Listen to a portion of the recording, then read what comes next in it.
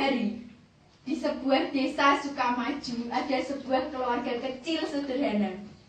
Kehidupan sehari-hari keluarga itu serba pas-pasan. Seorang bapak yang bekerja sebagai buruh di suatu perusahaan, yaitu bernama Tono. Mereka mempunyai 2 anak bernama Ani dan Nino.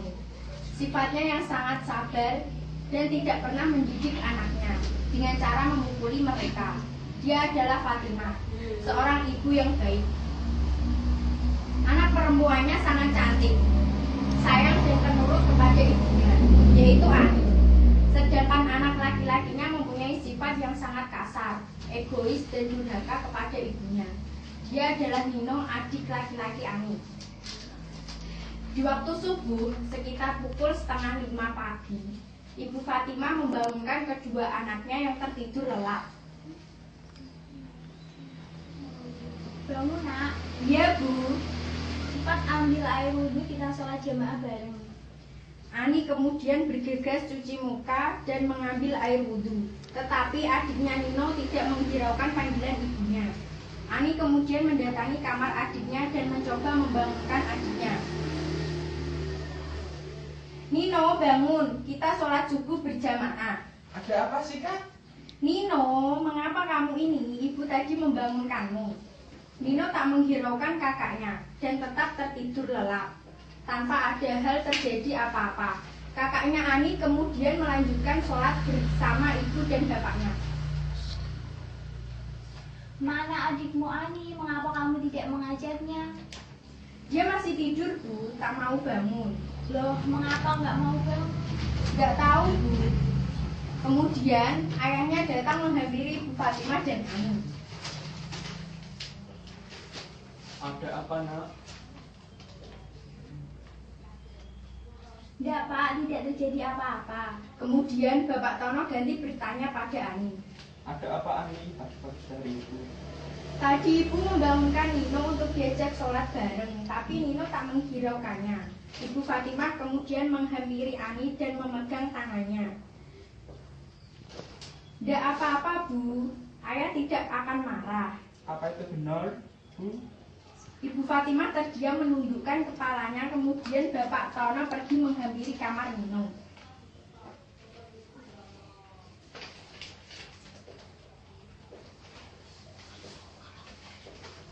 Bangun Nino, ayo ikut sholat. Ada apa sih Pak? Pagi-pagi teriak-teriak. Nino, mengapa kamu kasar pada ibumu? Bapak ini. Bapak Tono hanya terdiam termenung meninggalkan kamar Nino dan melanjutkan sholat bersama Ibu Fatimah dan Ani.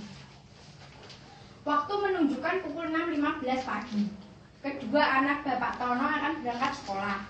Mereka bersiap-siap akan pergi ke sekolah. Sebelum itu, mereka sekeluarga sarapan bersama-sama. Mana Nino Ani? Mengapa belum ke sini? Mungkin masih di kamar Bu, ganti baju. Biarkan saja Bu, nanti dia pasti akan ke sini. Tidak begitu Pak, sekarang sudah jam 6:30, nanti terlambat. Tak beberapa waktu kemudian, Nino datang ke meja makan dengan baju yang belum disetrika dan belum pakai sepatu. Sarapannya ini? Pak, Bu, kok ini saja? Ini tadi Ibu memasak ikan bandeng goreng dan sambal nak.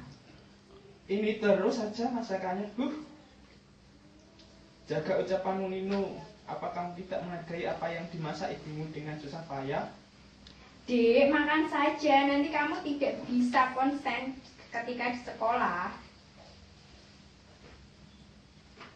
Ani, tidak apa-apa, nanti Ibu akan memasakkan ayam goreng kesukaanmu. Gitu dong Bu, jangan masak itu saja.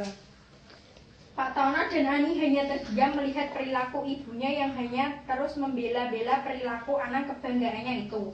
Padahal dia tidak memikirkan jerih payah yang dilakukan ibunya. Nino tidak mau makan dan hanya minum segelas air putih saja. Dan dia pergi meninggalkan mereka semua tanpa salam sama sekali. Lihatlah itu anakmu. Kau terlalu memanjakannya. Tidak apa-apa Pak, dia masih remaja. Tidak begitu juga Bu.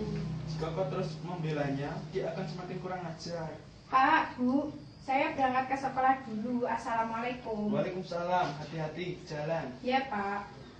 Ani pergi meninggalkan ayah ibunya yang berada di meja makan tersebut untuk pergi ke sekolah. Pak Tono dan Ibu Fatimah melanjutkan pembicaraan tadi. Lihatlah Ani itu. Dia menjadi gadis remaja yang baik dan sopan. Jangan membedakan begitu, Pak. Nino juga anakmu. Pak Tono hanya menggelengkan kepala dan meninggalkan meja makan untuk berangkat kerja.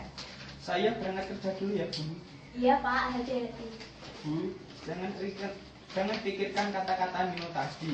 Minta aneh-aneh, beli belanjaan yang murah-murah saja. Iya, Pak. Pak Tono keluar meninggalkan rumah untuk berangkat kerja di sebuah perusahaan. Ibu Fatimah melanjutkan beres-beres rumah sendirian. Waktu menunjukkan pukul 9 pagi. Ibu Fatimah sudah hampir selesai bersih-bersih di rumah. Ibu Fatimah ingat apa yang dikatakan Nino tadi pagi. Wah ya, aku hampir lupa. Tadi Nino sudah menjanjikan masakan ayam goreng. Bergegas Ibu Fatimah ganti baju menuju ke pasar mencari apa yang dipesan anaknya tadi. Ibu Fatimah berangkat ke pasar menaiki sepeda dan menuju ke pasar dengan perasaan senang bisa menuruti anaknya. Ketika dalam perjalanan pulang dari pasar, Ibu Fatimah melihat ada seekor kucing di pinggir jalan yang kelaparan. Pus, pus, meong, sini ada makanan. Kucing itu menghampirinya. Miau, orang ini baik sekali mau memberiku makanan. Apa kamu mau ikut, Pus? Nanti akan kuberikan banyak makanan. Miau, miau, orang ini baik sekali. Baiklah, aku akan ikut denganmu. Ibu Fatimah membawa kucing tadi ke rumah, dimasukkan ke keranjang sepedanya dan bergegas pulang. Sesampainya di rumah, Sini, Pus, ikut masuk ke dalam. beberapa waktu kemudian, Nino pun datang dari sekolahan. Ada orang di rumah? Ya, Nino, ganti baju dan makan makanan yang ada di meja. Nino kemudian lari menuju dapur tanpa cuci tangan dan ganti baju. Dia menuju dapur seperti orang kelaparan. Kucing yang ditemukan ibunya tadi menghampiri Nino.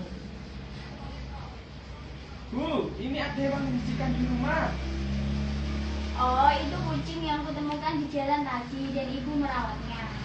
Nino kemudian mengambil sapu dan dipukullah kucing itu hingga sekeras-kerasnya. Miau, miau. Aduh, ampun, ampun, tolong. Jangan bunuh aku. Nino memukulnya hingga kucing itu tewas seketika. Ibu Fatimah dan Ani datang menghampiri Nino. Ada apa ini, Nino? Apa kamu yang membunuhnya? Ya, benar. Aku yang memukulnya hingga mati. Ibu Fatimah menghampiri Nino dan ditamparlah pipi Nino. Nino, apa yang kamu lakukan? Mengapa kamu membunuhnya? Apa aku pernah mengajarimu tentang memukul hewan yang tidak bersalah seperti itu? Apa ada yang salah dengan itu, Bu? Apa katamu? Tanpa disadari, Nino mendorong ibunya hingga terjatuh ke lantai hingga tak sadarkan diri.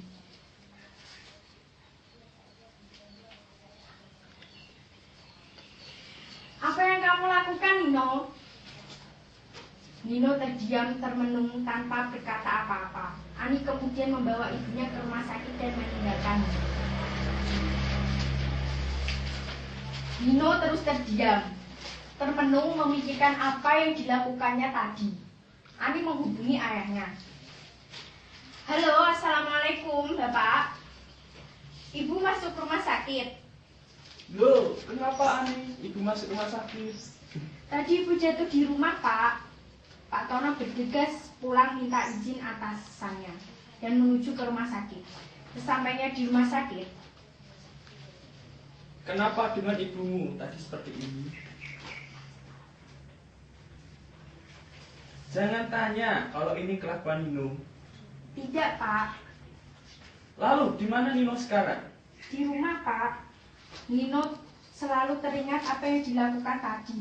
Entah dimanapun dia mengingatnya apa yang dilakukan ibunya yang selalu memikirkannya, menolongnya dan selalu membelanya. Tanpa disadari, Nino pun menangis. Nino kemudian segera mungkin menuju ke rumah sakit. Nino menuju rumah sakit dengan perasaan kacau dan bersalah. Nino masuk ke kamar ibunya. Ibu, maafkan aku. Aku tidak bermaksud melakukan hal seperti ini.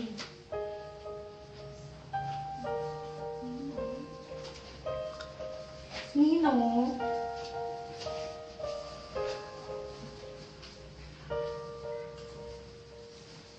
Nino, apa kamu menyadari apa yang kamu lakukan itu? Sesegera kamu minta maaf pada ibumu. Nino kemudian memeluk ayahnya.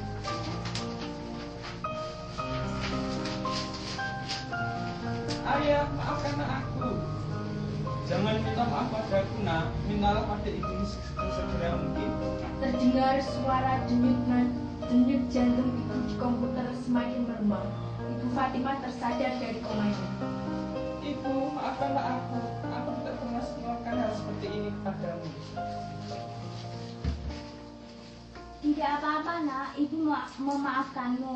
Ingat pesanku ya, jadilah anak yang berguna, baik dan anak yang rendah hati. Baiklah ibu, aku akan melakukannya. Dan setelah itu suara denyut jantung ibu Fatimah tidak terdengar lagi dan meninggal dunia. Innalillahi wa inna ilaihi raji'un. Ibu, jangan tinggalkan kami. Dan setelah kejadian itu, sifat Nino